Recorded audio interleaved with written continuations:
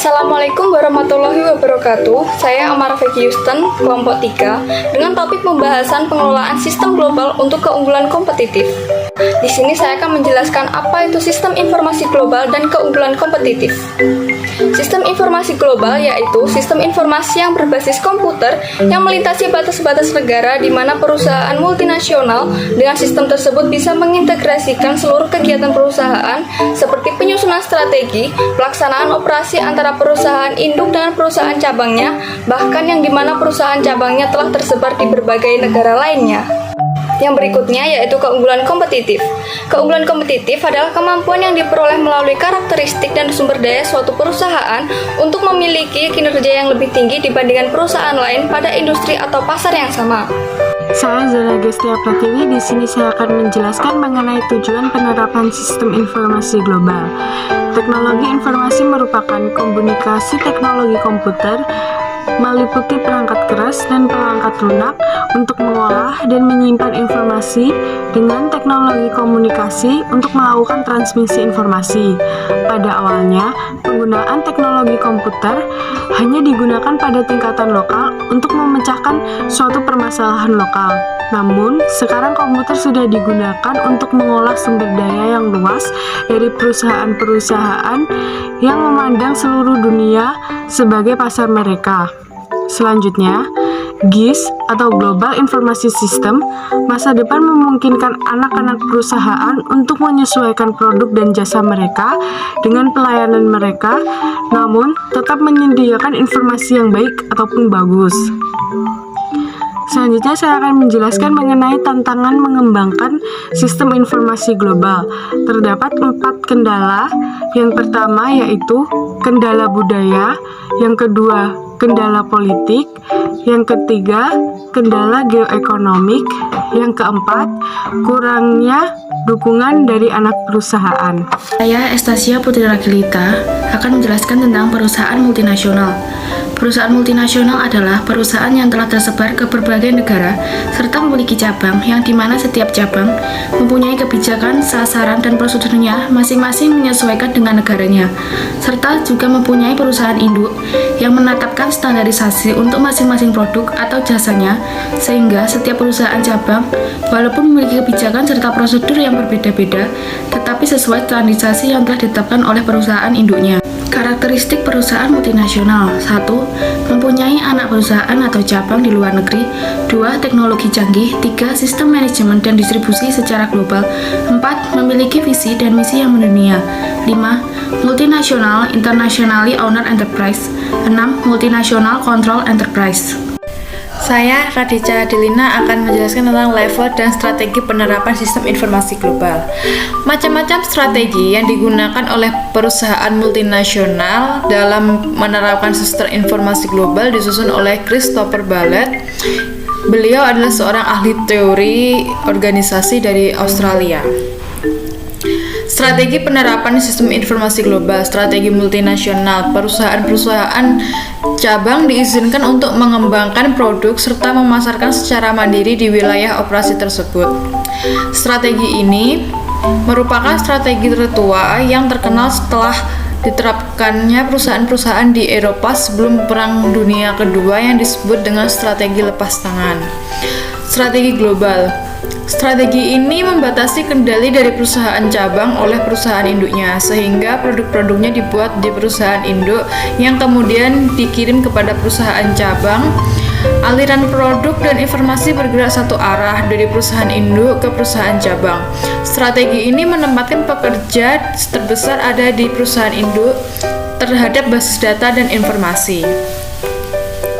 Strategi internasional. Dalam penerapannya, manajemen di perusahaan induk yang mempunyai pengetahuan dan keterampilan dalam memasuki pasar dunia, menetapkan standarisasi produk serta menunjuk cabang-cabang untuk menyesuaikan produk, proses, dan strategi ke daerah operasi masing-masing dengan berdasarkan standarisasi yang telah ditetapkan manajemen perusahaan induk. Strategi antar negara. Perusahaan induk, maka strategi ini harus memastikan bahwa perusahaan induk dan perusahaan cabang bekerja sama dalam menyusun strategi. pengoperasiannya, serta juga mengkoordinasikan logistik dalam menetapkan sasaran produk yang tepat.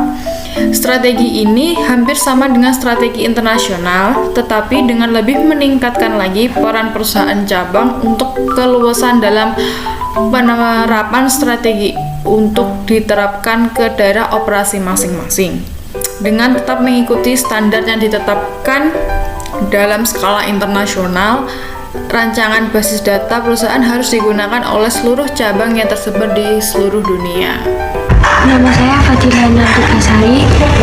Macam-macam strategi dalam bisnis global. 1876 ada ekspor di dalam negeri, 1879 ada multinasional, 1885 ada waralaba, 1901 ada transnasional. Perencanaan strategis untuk sumber daya informasi. Perusahaan yang menggunakan komputer menempatkan langsung tanggung jawab pengelolaan sumber daya informasi di tangan sebuah unit khusus yang terdiri atas profesional informasi. Unit ini yang disebut sebagai layanan informasi atau informasi service atau IS dikelola oleh seorang manajer yang mungkin memiliki status wakil presiden. Berarti yang diterima adalah membuat layanan informasi sebagai suatu area bisnis utama dan memasukkan manajer puncaknya di dalam kelompok eksekutif senior seperti komite eksekutif yang melakukan pengambilan keputusan penting bagi perusahaan. Saya Nia Octavia. Implementasi sistem informasi untuk keunggulan kompetitif. Ketergantungan akan sistem informasi di era modern ini merupakan hal yang masih dirasakan oleh semua kalangan. Pemanfaatan teknologi untuk sistem informasi manajemen pun mulai ramai digunakan oleh perusahaan startup. Ini membuktikan bahwa tak hanya perusahaan sekelas multinasional atau perusahaan yang terbilang besar saja yang menerapkan sistem informasi manajemen ini.